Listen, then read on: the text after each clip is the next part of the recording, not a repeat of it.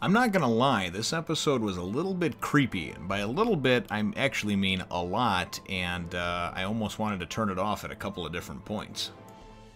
Fullmetal Alchemist Brotherhood, Episode 4, An Alchemist's Anguish. Well, hello, my brothers and sisters and Fullmetal Alchemists of the Nerd Nation. I, as always, am Jim. And I'm James.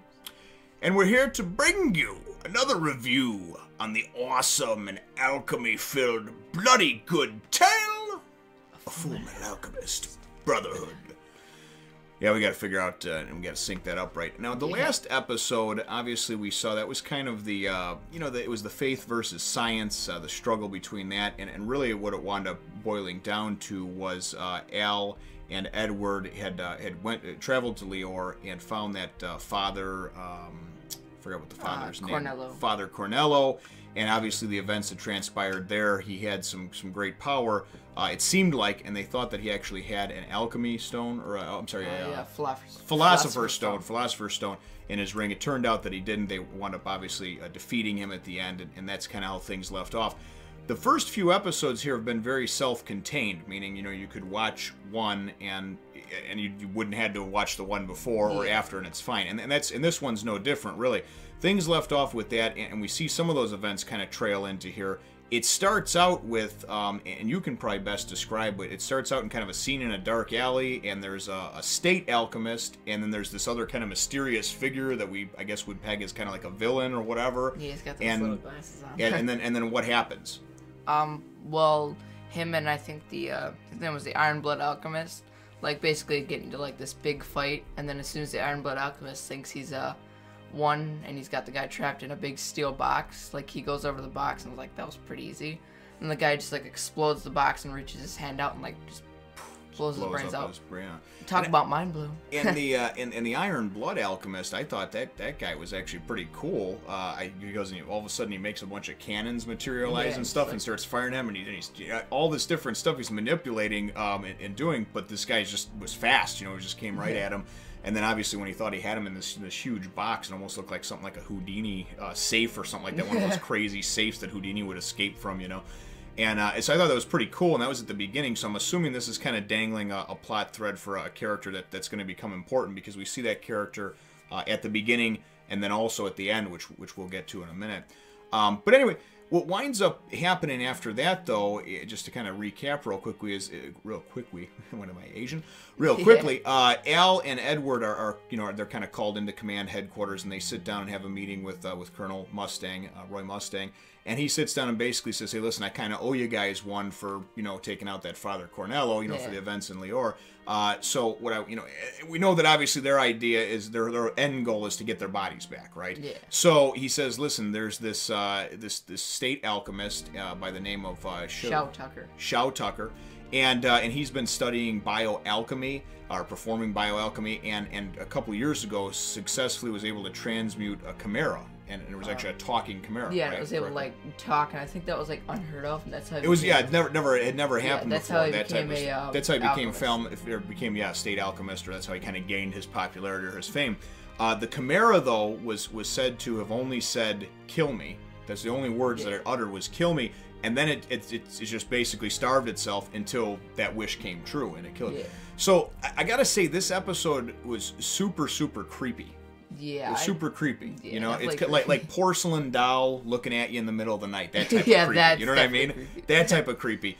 It really just had this kind of the music. The music set a real kind of sort of weird melodic tone, almost like something out of like a Silent Hill or something like that. You know what I mean? Just a weird. I got a real creepy vibe from it. I don't know. Did you as well? I definitely got a creepy vibe. I got the chills just hearing the music.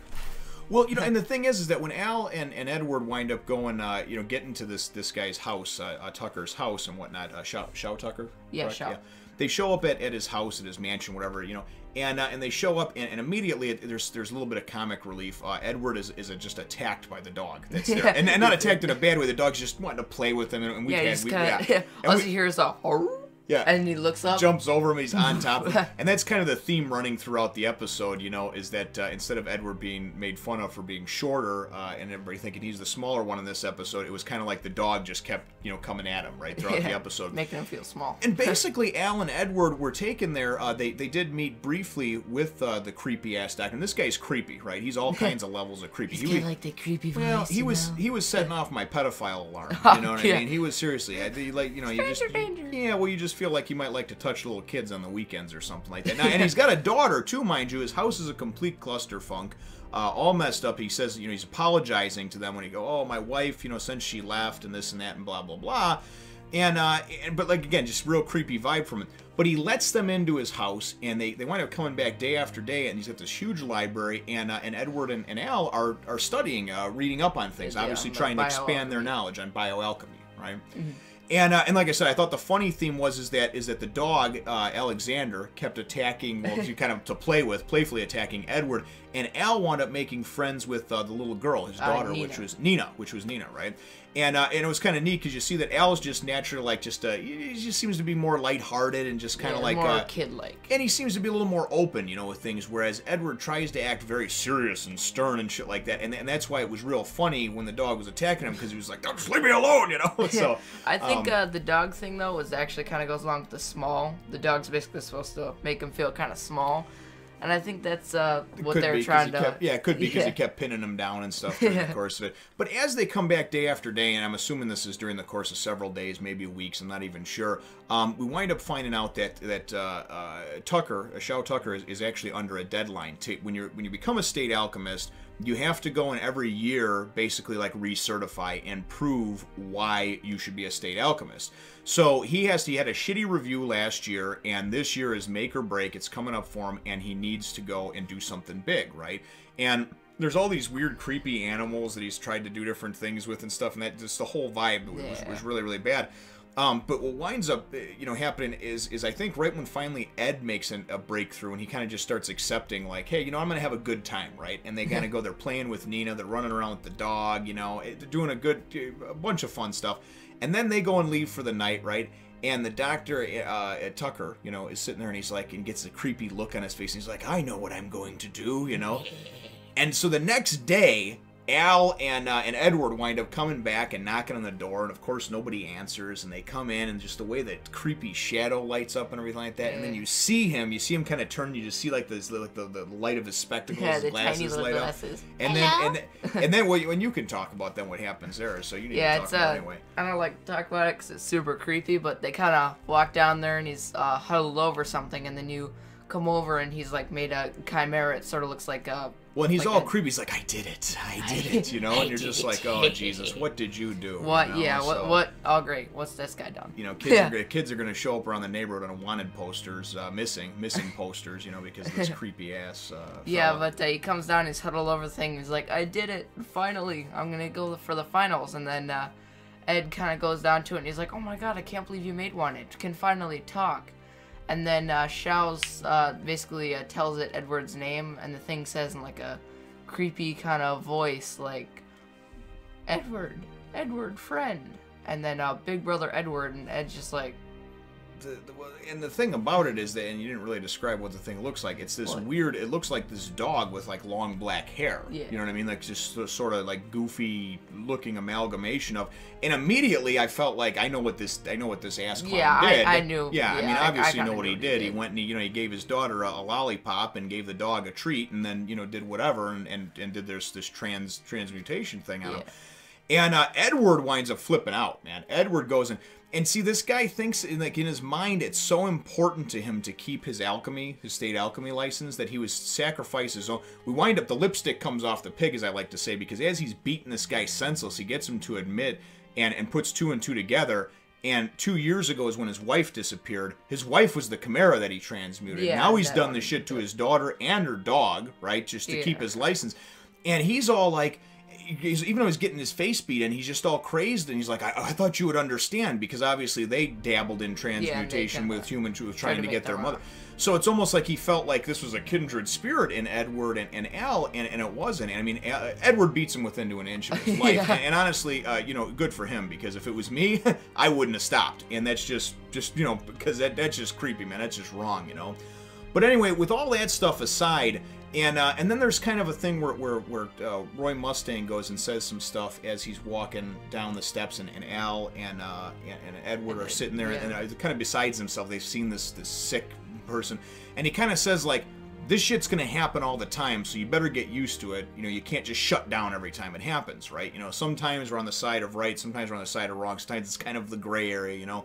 But for me, what I really enjoyed was then things come in full circle, and then, of course, what happened at the end of the episode. Yeah, and then it kind of shows Shou Tucker, and his... He's, like, under house arrest or something, right? Like or his camera, you know, they're, like, putting, the attic, and, like, there were military guards, like, outside of it. Yeah, there was guards outside. But, yeah, anyway, the door opens, and, who do you see? The guy with the weird tiny glasses and the scar on his face.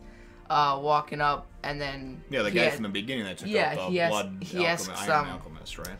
He asks Shou if he was Shou Tucker, and he told him yes, and he just kind of walks up to him, and he's like, "You will pay for your sins" or something, and he and he takes him out, blows his brains out. And then, even though it's done off screen or off camera, he does like what I would call a mercy killing of killing the girl dog amalgamation, Alexander and what was the little girl, Nina? And you see them both in like an overhead view, and a trail of blood coming, you know, from all around them, so you know obviously what he did.